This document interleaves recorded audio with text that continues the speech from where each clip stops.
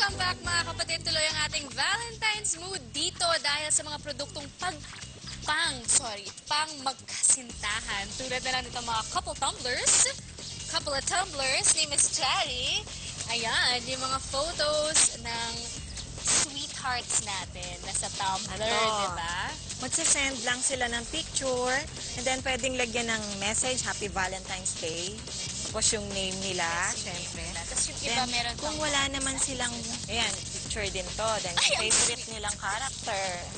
Tapos, kung wala naman silang picture, pwede rin naman yung favorite nilang character. Kahit ano, actually, di ba pwede? Kahit ano. So, magkano then po yung name ng pagbibigyan nila.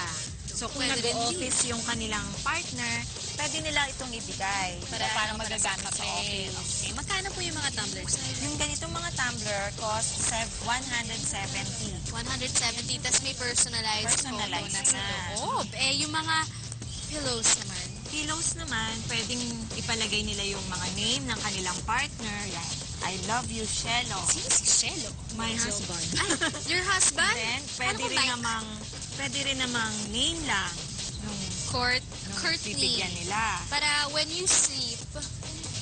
Ayan. So, sa office, diba natutulog? Yes. Sa office, pag break time, natutulog sila. So, pwede nila itong gamitin. At pwede rin palang maglagay ng photos. So, syempre, you always think of your significant other dito. Magkano po yung mga pillows na to? Yung may photo ng couple. Yung may photo at saka yung may name, pareho lang ang cost sa 150. 150 lang. And syempre, may nasa dreams all the time yung sweetheart mo. Ito naman, ito yung interesting actually kasi si Miss Cherry na nga nagkakarikasure, nagdo-drawing siya, ginagaya niya yung mga photos niyo at pwede rin siyang gumawa ng caricature na naka-frame. Caricature ito.